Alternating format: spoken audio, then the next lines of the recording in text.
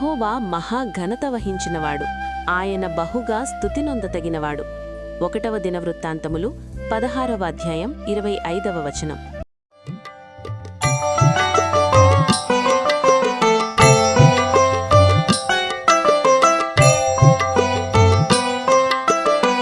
మహిమా ఘనత స్తుతి ప్రభావం నీకే కలుగు